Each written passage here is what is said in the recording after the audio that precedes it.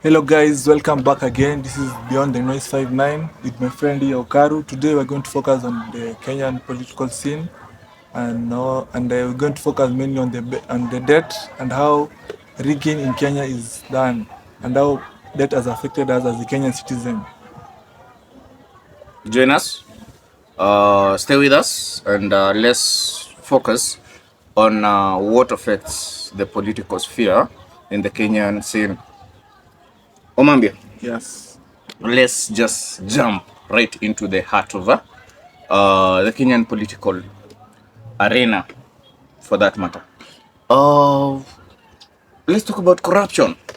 You know, that is the main giant in the room, right? Yeah. So tell us, or tell the Kenyan mwananchi out there, what corruption does negatively, obviously, to their social life, their community fabric, and their mental integrity. I'll take corruption. Corruption affects everyone in very many circumstances. For example, you see in Kenya here, money is being borrowed, and we heard that we have a debt of now it's about 6.6 trillion in a span of 2 years. That's a lot of money. For example, that money could be accounted into crypto investments. Yeah, for example, if you take the president of Nayib Bukele, who has invested in cryptocurrency, whereby the crypto market is upgoing, where the national reserve is backed by the cryptocurrency. You see, that is how people invest outside here. But here in Kenya, investments are done in picking pockets, whereby money is being borrowed and it goes directly to people's pocket without benefiting the Kenyan mwananchi. With corruption, there's no development. You don't have roads, you don't have street lights. Everything, it affects us every day. You can even go out here and see how corruption affects you in your community. Yeah, that money that was supposed to help you, it didn't reach you. So it meant that somebody who did came in an illegal way, or he had greed and snatched away the money. Yeah, Omambia, Yeah. what you're trying to say is that every shilling stolen, every coin gone missing, is a hospital missing, Yeah, it's a school missing. missing, it's you know electricity Yeah. in the area missing, roads. That simple coin that goes into an individual pocket becomes a national catastrophe, right? Yeah, yeah, yeah. Now, to put it into perspective for the common mwananchi to understand better, you see, corruption has affected us in numerous ways, from paying inflated, you know, fees in schools, in hospitals, everywhere. Even we have the common one, the traffic police. Wanasema niache chwani. That's corruption at the center of Kenyan mwananchi.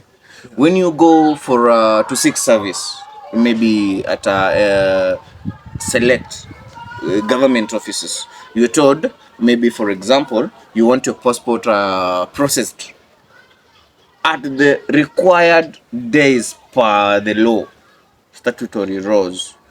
But you get that you can expedite the process by simply handing over maybe 1,000 Kenyan shillings or 3 or 5, so that you have your passport in maybe 2-3 days or a week, when somebody has to wait for 2 weeks. Yeah. It depends who you know in the Yes, ministry. exactly. Yeah. How do I know you? Let's talk logic. If you don't have a tall relative. It's useless. Yeah. Even in the city, whereby you must have tall Somebody Yeah. that is the mirror of the society. Yeah. And now look at why we're here doing this. Basically, because you have your career professionally, you went to school, to learn something. Yeah. You did the same and you graduated. I graduated. And so did I, right? But now, because of the corrupt methods, that are running the Kenyan system, we get that people who came maybe much later than we did, they have gotten to secure permanent jobs with remunerations and pension awaiting them. Because they knew somebody, Yeah. Now, that is why we have to fight it from the very, very fabric of the lowest level of the pyramid, the citizenry. Yeah, in Kenya, if corruption was being taken serious, development, we couldn't even be complaining that there's no road, there's no everything could be in place. Yeah, if you go to the Western world, corruption is there, but now it's not to an extent of how we do it here in the local, because here you have been told somebody has been given around 10 million to build classrooms. Just build even 3. You build just 1 classroom and you say that it's 10 million. How can a classroom cost 10 million? Now on I know statistics. It can't. I know. Now, Omambia, let me cut you short, but not in an interruptive way. It's for the insights of the common Mwananchi. We've all talked about the negative effects of corruption. Most we haven't talked about them because Kenyans know them. They engage in corrupt activities daily, so to speak. Now, what do you think could be the remedy to tackle corruption? They say the best way to change something is through education in our system. Civic education. Yeah, civic education in our basic system, education system in Kenya. Yeah, our education system encourages some cheating. You must do this to get this. There's no that, you must, there's no rightful method of acquiring some. Bora tu uko nayo, bora umetumia tu shortcut yao tukapata, tuko sawa. The end justifies the means. Na kuna mtu maybe hapo yeye aliamka asubuhi akasoma nini. Kuna msetu alipata Mwakenya jana, ako mbele. Sasa unaona. Sasa wewe umekuwa ukisoma hiyo miaka yote unaumia. True. Now, Omambia, what I think for Kenya to move forward from corruption and its mean and viceful activities is first of all, we have to follow the Constitution, because the Constitution itself lays down the ways and methods of handling corruption as a systemic vice. Yeah. Now, if we start following the Constitution to the letter, that is, I think we're gonna have to cut corruption, according to my own perception and opinion, because I have a right to be opinionated. Yeah. We could cut it by 60%. I know this. The Kenyan Constitution. It was majorly to tackle, maybe it was tribal issues, the election rigging, and the corruption. Those were the main agenda too. Sure. And also to foster development, whereby they brought the devolution. Yeah. So that money comes to the county government, so that there's equal revenue, equal sharing of resources at the basic level. Yeah, without depending on the national government, which is the federal government.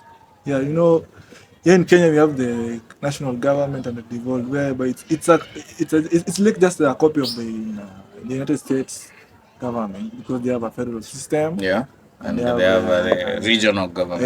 The state government. Yeah, exactly. Now, Omambia, having said that, I would add something before we jump right into the next step. Yes. And the next point, which is more closely related to corruption. Yes. What I would want to add on corruption Yes. is one, Yes. we have to follow the constitution. I've stated that. Two, Yes. we have to formulate new, more strict or much strict policies that are gonna curb and they're gonna Transparency. transparency, you know, accountability. Yeah, we enforce the blockchain technology. Exactly. Which is a transparent system whereby you verify records, everything. You know, blockchain is it's applicable in everything. Not about the blockchain cryptocurrency whereby with the blockchain development, decentralization of the currency. Yeah, I think we should dedicate some segment to talk about that more deeper. Yeah. Now, if we formulate more policies, yes, to sustain and frighten away you know, people who might want to engage. You know, we have the policies, and then after they are formulated, yes, they are approved. Yes. Then we have to follow them, or what? We have to follow them, right? We have to implement them. Yes. For instance, when we implement them, we will have to follow them as they interdict. Yeah. Now, for us to do that, we have to have a credible leader. Yeah. Somebody who has to follow these formulated policies, somebody who has to follow the constitution as it is stated, somebody who is willing to protect and uphold as they swear in their affirmation oath, to uphold and protect the constitution of Kenya. Somebody who's willing to do that. For the current regime, I'm sorry, guys, I can't say they have been doing that. They have killed many of us. They have done everything to intimidate and make us intimidation kneel before them. Yeah. Orders. They create orders. Yeah. Now, okay, we will get there. We will get there. People, stay with us. We will get there. Now, let's talk about the Kenyan national debt. Yeah. And its government expenditure. You see, these are things that go hand in hand with corruption. They borrow, then they spend the money individually. Yeah. Now, the Kenyan debt, as it is known, public domain knowledge, is skyrocketing. It's going up high than it was anticipated. At the moment, it is at 6.6 trillion. Now, from 4.4 trillion. As it was left. Now, the national debt stands at 11 trillion. 11. Yes. Yeah. Down. I'm up from 8 trillion. Oh, no. You know? The one that I'm speaking is about the domestic. The domestic. Yeah. Now we're talking about the national debt, the general national debt, which stands at 11 point something trillion. Yeah. Up from 8.45 trillion. Now, what makes this significant is that much of the money borrowed by the Ruto regime cannot be accounted for. We can attest. Everybody out there can attest to that. Compared to the other regimes, more so the Kibaki and the Uhuru regimes, they had something to show for their borrowings. For Uhuru, we could see the expressway, we had Dongokundu, the ports, you know, dry ports somewhere. We had projects. Now, for Ruto, all we see is Murkomen's expensive watches, Ruto's expensive belts. We have CSS riding the latest automobiles. G-Wagon. Yeah, exactly. The latest models of automobiles to show Kenyans that they have been borrowing money, you know. They are enjoying the money they've been borrowing. But what does the lowest level of mwananchi get? Omambia, the basic answer is that they get nothing. You know, much more of agony, national debt, which we have to pay at one point or another, and we have to endure a more futile regime. But did you know in Zimbabwe? Yeah. They had an odious debt whereby people went to court in the government and people won. So the odious debt was those people who borrowed the money and used individually to their accounts, they paid the money. So the only thing that we need to do is to follow the legal procedures. Yeah, but I know that the judicial system in Kenya is there. I don't know if it's working. I don't know. The systems are set. I don't know if it's working. So now, Omambia, before we conclude on this very sensitive topic, what could you recommend as an expert on citizenry and service expectations? You know, what could you recommend for the Kenyan government in order to tackle the rising levels of national debt and its over expenditure and opulence, so far to speak?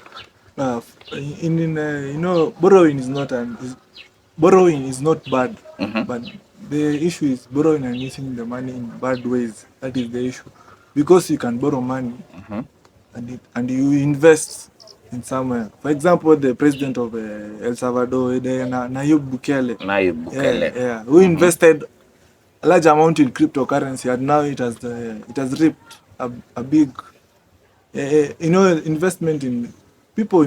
People just borrow money to invest. Don't borrow money and especially even the law. That's why we said we need a president or some leader who follows the law to the letter. Exactly.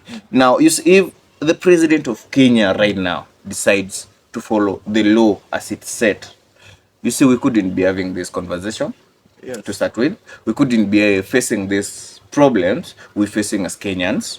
We couldn't be this low as a nation because the laws are set. Yeah.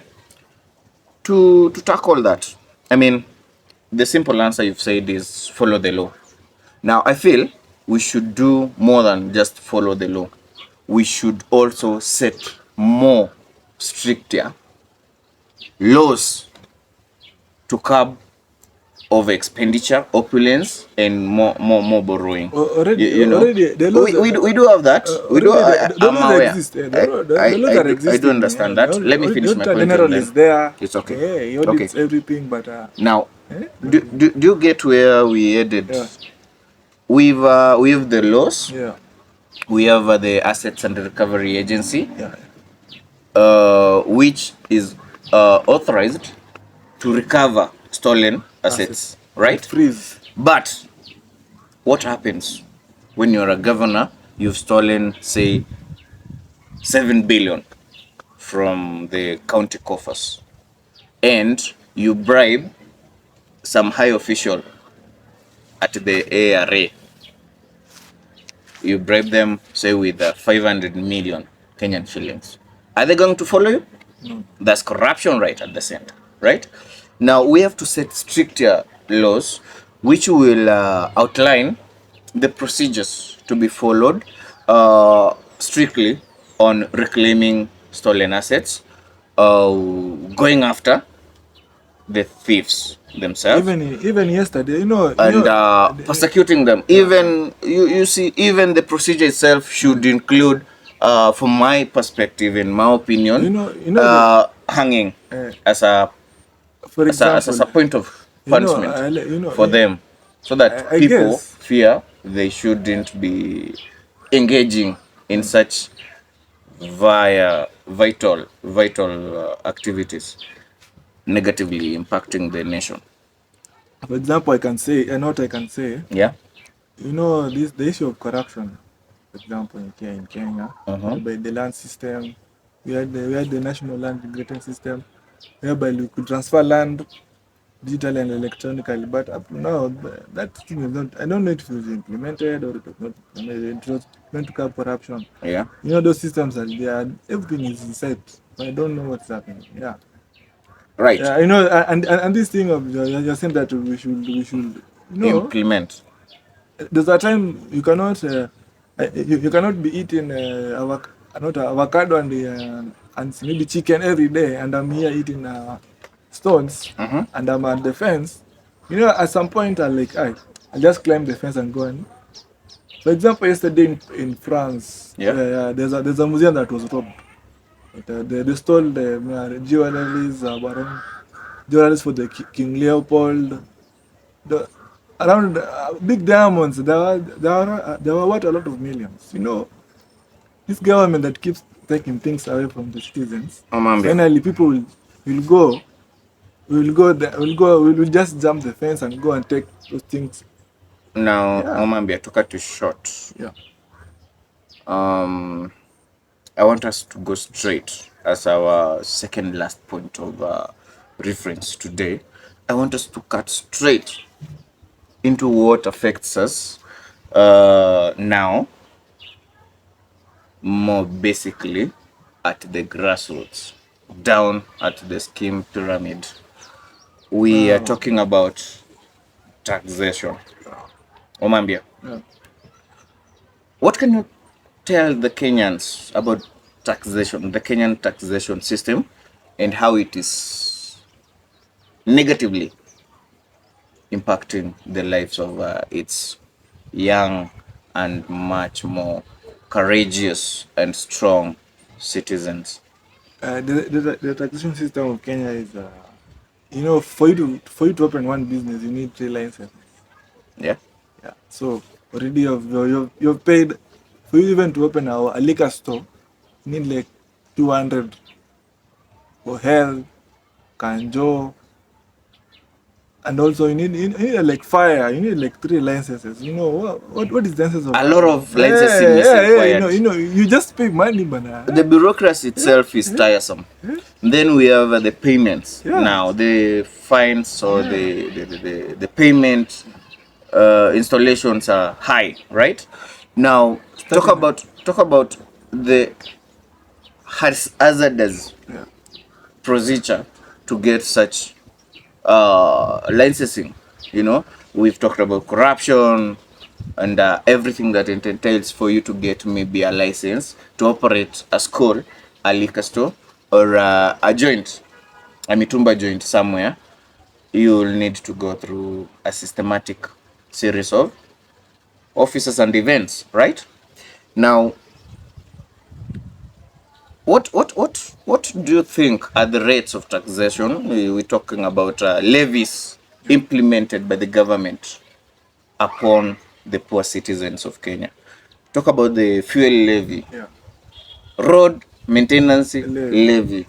When you transact a business via Safaricom, an M-Pesa transaction, you find there are transactional charges, yeah, that have skyrocketed too. Excess duty, or I don't know, excess duty. There are excess duties in even in fuel. Now talk about custom levy.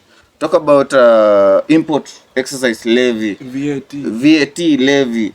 Hey. I mean, there are too many taxes that even Kenyans don't understand what is going on in their own country. You know, if you take your salary and 50%, Yeah, it's taken back to the government just as slave. exactly. Because Like, you're just working for the government. taxation is becoming It's too like unbearable. you're just working for, you just wake, go sleep, We have the shower, housing levy. yeah, you go back to work. Basically, you're working for the government. Yeah, it's just like yeah. You nowadays in your normal Yeah. payslip, Yeah. you find that you take home around 34 to 40% of your earnings. The government takes 60 to 66. In short, Percent. who are you working for? Now tell me, what are you doing for you to survive in an economy where you are overtaxed with minimal results to show for? I mean, come on, people. We have to ask ourselves, where is the accountability from the regime, the incumbent regime? what are the consequences of this borrowing and of expenditure and opulence? What is it us in store for the Kenyan future, which they told us, we as the youth, we are the future. But you see, we have had the future long before, and the future is much more scary than we thought. We have been scared by the future that you promised. Youths are the future. Yes, but really look into the future. This is the future we're living in. There is no future, because the future is when you live under dire circumstances like these ones, and then you end up dying miserable without even experiencing the same future that you've been telling us. People have been telling you. Now, for us to have a bright future, like the saying goes, you have a bright future ahead, you are growing up to be somebody. Now, we have to have a different mechanism, yeah, a different system that allows us to experience and shape the future that is supposed to be bright for us, yeah. Omambia, Yes. this taxation Yes. is killing the Kenyan souls. It's killing the Kenyan lives. It's killing everything. Even our ancestors stood for. Taxation is theft. Yes. And we wouldn't be complaining about taxation if we actually saw what it is doing literally on the grassroots. You see?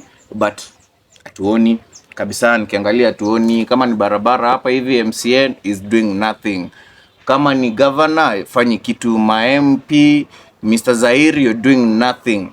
Now, Ruto, totally, you're doing nothing other than celebrating Raila's death and showcasing your prowess politically.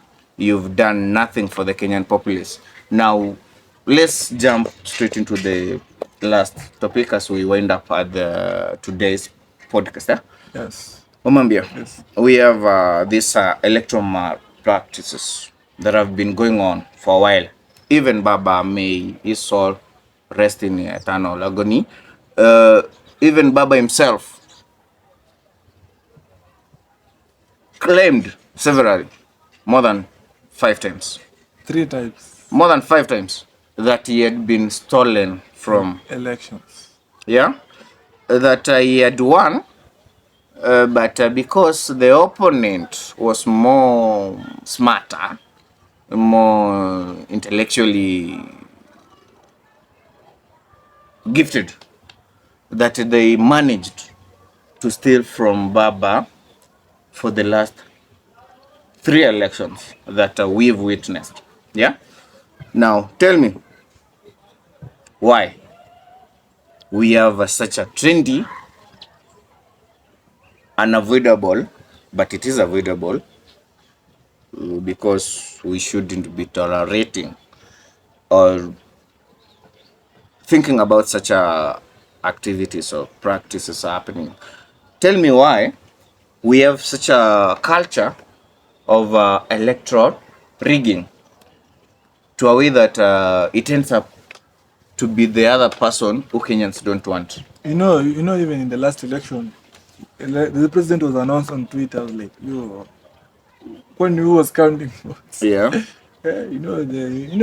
Nowadays there are this internet, people use it badly, and in a malicious way.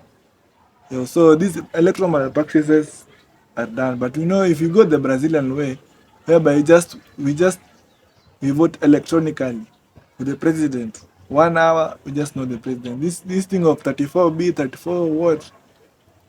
The issue of transmission. That is where things go wrong, because during the transmission, people can hijack the network. Wrong figures can be fed. You can just screenshot here. This is the real thing, but somebody can edit that thing in that picture. Yeah. So we are living in difficult times. You must know these things. Yeah, electoral malpractice are there. Okay. Yeah. I think you've made your point. Yeah.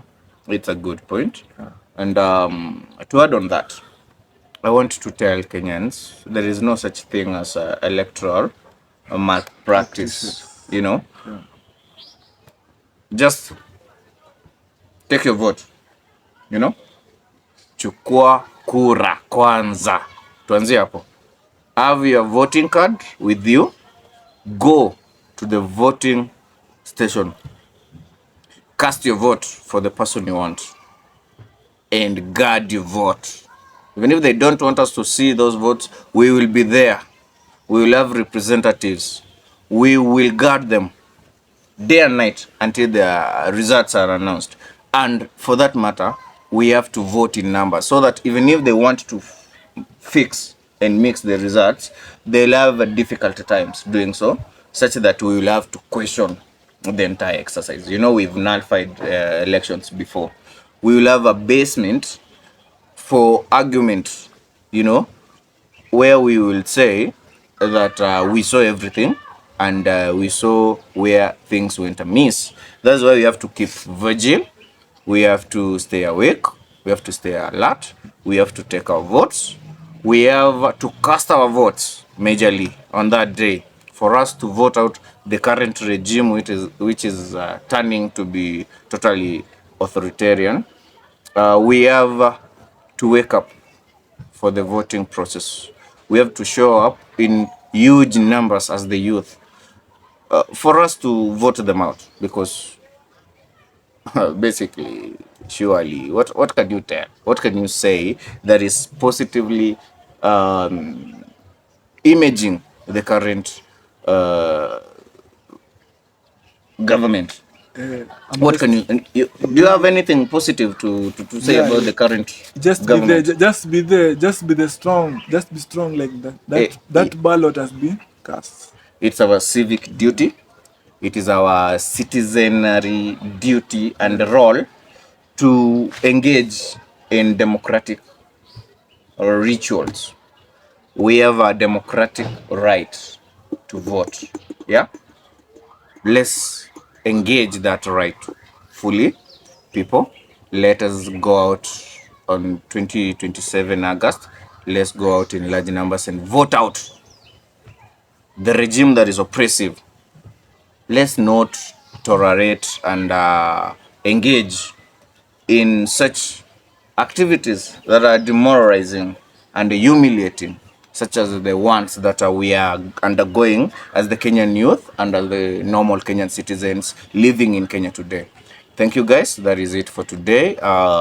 My co-host is Charles Omambia. Yeah, subscribe on YouTube. Yeah, Beyond the 59, Beyond the Noise 59. Sorry. Yes. Yeah, and also on TikTok. On all social media Yeah, platforms. yeah. Beyond the Noise 59 at YouTube. You can watch it exclusively at Beyond the Noise 59.